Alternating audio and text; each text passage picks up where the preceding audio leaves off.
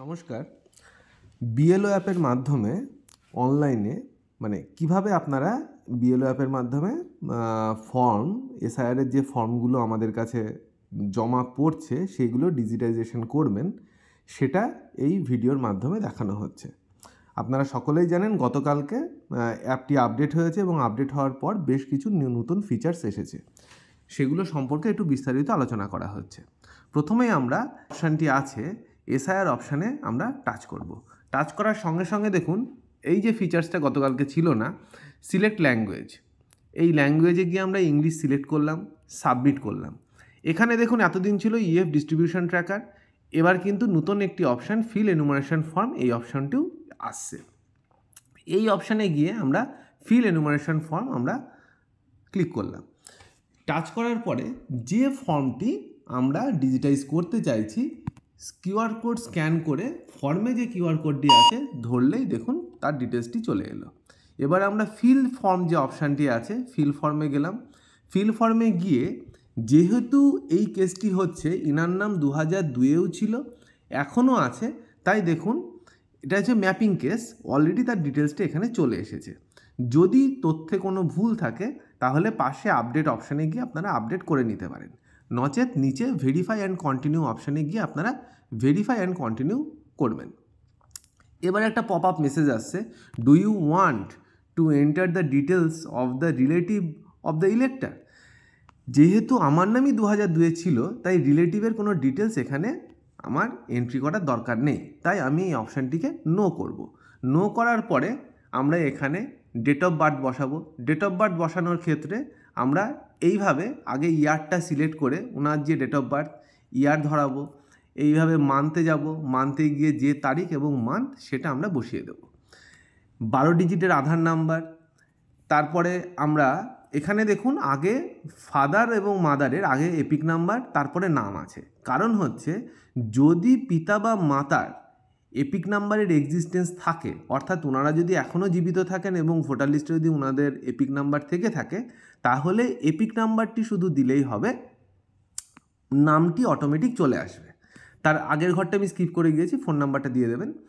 ঠিক একই রকমভাবে বাবার নাম দেবেন, মায়ের নাম দেবেন এবং স্পাউসের নাম দেবেন, এগুলো একই রকমভাবে অ্যাপ্লিকেবল।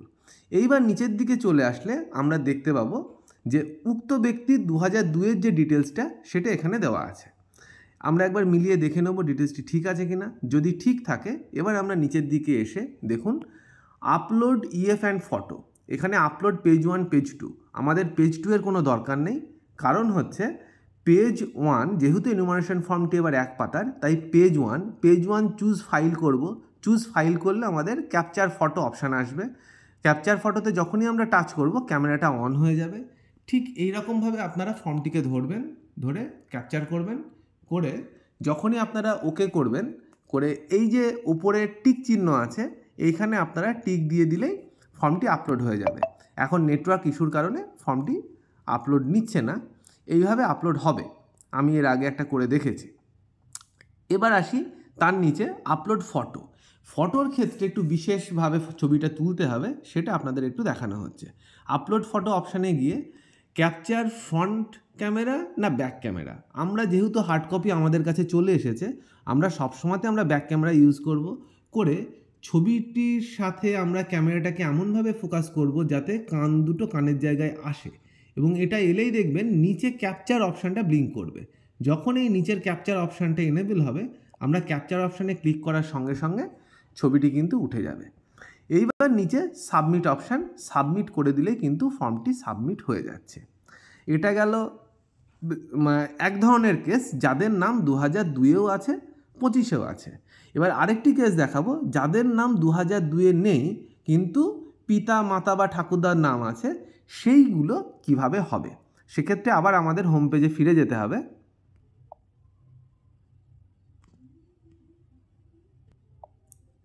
এই যে অ্যাডিশনাল অপশান, আমরা গ্র্যান্ডফাদার সিলেক্ট করে নামটি লিখে যখন আমরা এখানে সার্চ করছি এখানে নো ডেটা ফাউন্ড দেখাচ্ছে।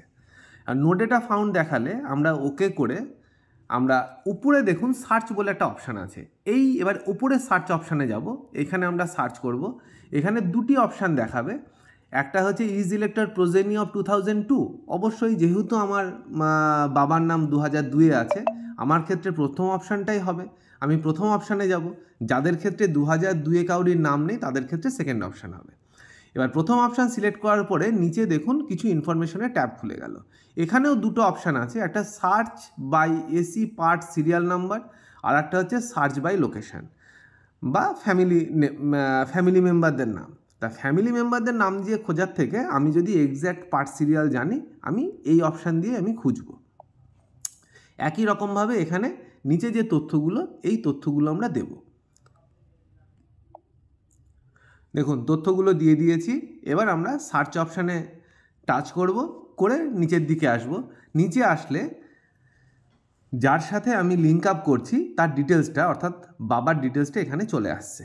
এবার নিচে ভেরিফাই অ্যান্ড কন্টিনিউ অপশানে আমরা টাচ করলে একই রকমভাবে ঠিক আগে যেরকম ইনফরমেশান আমরা ফিল আপ করেছিলাম, বলেছিলাম, একই রকমভাবে করব। এক্ষেত্রে একটা বিষয় লক্ষণীয়, দেখুন আমার যদি এপিক নাম্বারের সাথে ডেট অফ বার্থ লিঙ্ক থাকে, অর্থাৎ এপিকে যদি আমার এক্স্যাক্ট ডেট অফ বার্থ থাকে, সেটা কিন্তু বাই ডিফল্ট নিয়ে নিচ্ছে।